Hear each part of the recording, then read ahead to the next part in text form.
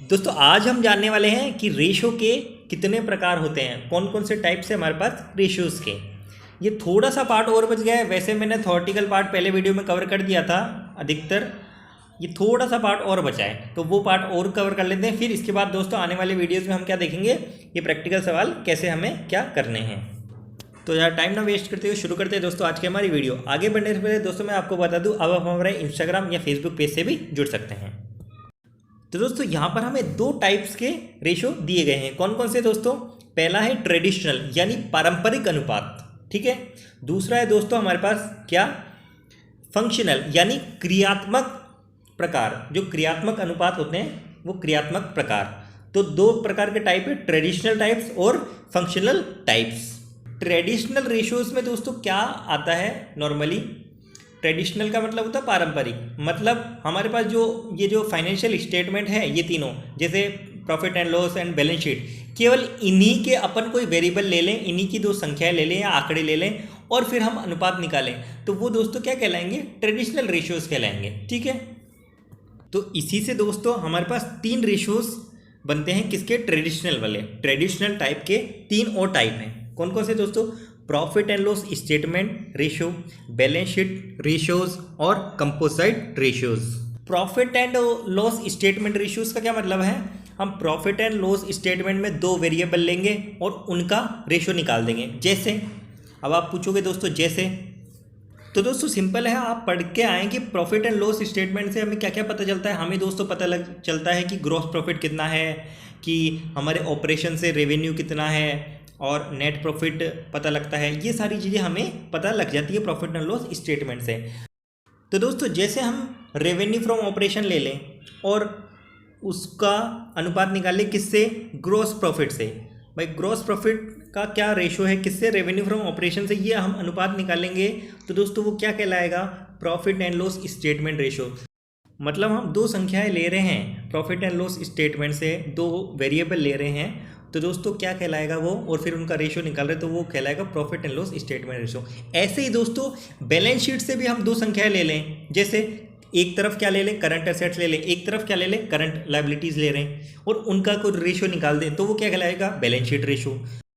Composite का मतलब होता है दोस्तों मिश्रित अनुपात। हम एक संख्या ले लें प्रॉफिट एंड लॉस स्टेटमेंट से, एक ले लें बैलेंस शीट से और दोनों का क्या निकाल दें, रेशो निकाल दें, तो वो कहलाएंगे दोस्तों मिश्रित अनुपात। तो ये है दोस्तों ट्रेडिशनल टाइप। ये हमें नहीं पढ़ने हैं, ये प्रैक्टिकली यूज़ में आते भी नहीं है। जब नॉर्मल लाइफ में हम बात करें तो प्रैक्टिकली दोस्तों इनका कोई यूज़ नहीं है। प्रैक्टिकली हम क्या यूज़ में लेते हैं, फंक्शनल रेशियोज, जो हम पढ़ने वाले हैं आगे। ये केवल दोस्तों आपको दिए गए थे थोड़ा सा टॉपिक, तो मैंने आपको बता दिया। अब यदि दोस्तों बात की जाए फंक्शनल रेशियोज़ की, तो दोस्तों फंक्शनल रेशियोज़ का मतलब होता है वे रेशियो आते हैं इनमें जिनसे हमें पता लगे कि व्यवसाय की प्रॉफिटेबिलिटी क्या है, कि व्यवसाय के जो इन्वेस्टमेंट है वो सही जगह लगे हुए हैं कि नहीं, उनसे हमें क्या क्या लाभ हो रहा है, लोन्स वगैरह ले रही है कंपनी तो उसको सही समय पर चुका पा रही है कि नहीं। तो ये सारी चीज़ें हम दोस्तों देखते हैं फंक्शनल रेशियोज़ में। तो दोस्तों फंक्शनल रेशियोज़ में हमारे पास चार टाइप हैं। कौन कौन से दोस्तों? लिक्विडिटी रेशियो मतलब तरलता अनुपात।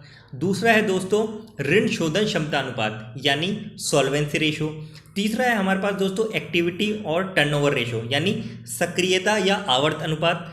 चौथा है दोस्तों हमारे पास प्रॉफिटेबिलिटी रेशियो यानी लाभप्रदता अनुपात। अब आइए दोस्तों मैं चारों का थोड़ा शॉर्ट ब्रीफ में आपको इंट्रोडक्शन दे देता हूँ, फिर जब हम नेक्स्ट वीडियो देखेंगे तो एक एक को हम प्रैक्टिकली हम एक एक को पर्टिकुलरली देखेंगे। तो दोस्तों लिक्विडिटी की बात की जाए, लिक्विडिटी रेशियो, तो लिक्विडिटी का मतलब होता है दोस्तों तरलता या द्रव्यता अनुपात, ठीक है। तरलता का क्या मतलब होता है, जो आपके पास रनिंग में पैसा होता है, जो आपके पास रनिंग में पैसा होता है, मतलब जैसे आपके पास जो कैश पड़ा है, उदाहरण के लिए आपके पास कैश पड़ा हो, आपके पास क्या ये बैंक बैलेंस पड़ा हो। बैंक बैलेंस भी दोस्तों आपके ये ही माना जाता है, बैंक बैलेंस कैश के इक्विवेलेंट ही है। मतलब आपके पास कैश ही है, अगर वो बैंक में हो चाहे कैश हो, मतलब जो रनिंग में आपके पास पैसा होता है जिनसे आप अपने शॉर्ट टर्म के अल्पकालीन खर्चे आप चुका सकते हैं, डेली एक्सपेंसेस चुका सकते हैं, जो छोटे खर्चे होते हैं, शॉर्ट टर्म कोई खर्चे होते हैं वो चुका सकते हैं। तो उनके लिए दोस्तों एक व्यवसाय में कितना क्या पैसा पड़ा हुआ है वो चीज़ देखी जाती है लिक्विडिटी रेशियोज़ में, ठीक है। ये दोस्तों शॉर्ट टर्म के लिए हम यूज में लेते हैं। ये लिक्विडिटी रेशो किसी व्यवसाय की जो शॉर्ट टर्म लिक्विडिटी क्या है, छोटे छोटे लोन चुकाने, अल्पकालीन लोन चुकाने की क्षमता क्या है, उसके लिए यूज में लिया जाता है ये।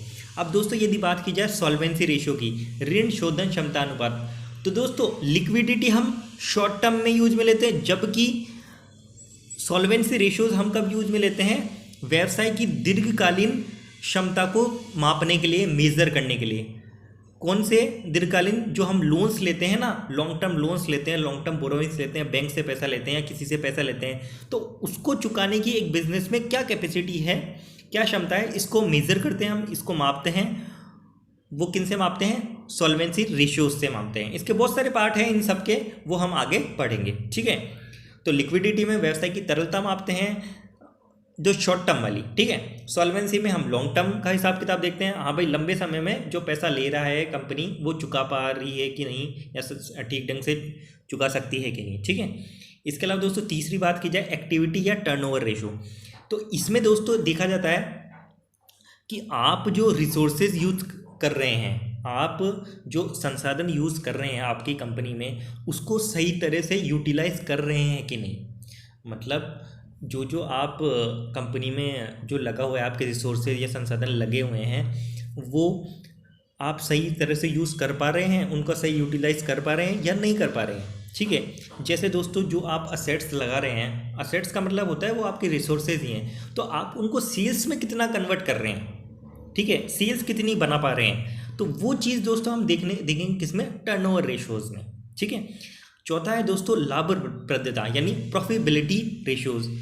इस अनुपात में दोस्तों क्या देखा जाता है, इस अनुपात में दोस्तों जो फंड या असेट्स हमने लगा रखी है उससे हम कितना रेवेन्यू जनरेट कर पा रहे हैं, ठीक है, कितना हम ग्रोस प्रॉफिट अर्न कर पा रहे हैं, कितना हम नेट प्रॉफिट अर्न कर पा रहे हैं, कितना क्या हम अर्न कर पा रहे हैं और उनका क्या रेशियोज हैं, ठीक है। तो ये सारी चीज़ें दोस्तों हम देखेंगे प्रॉफिटेबिलिटी यानी लाभप्रदता अनुपात में, ठीक है।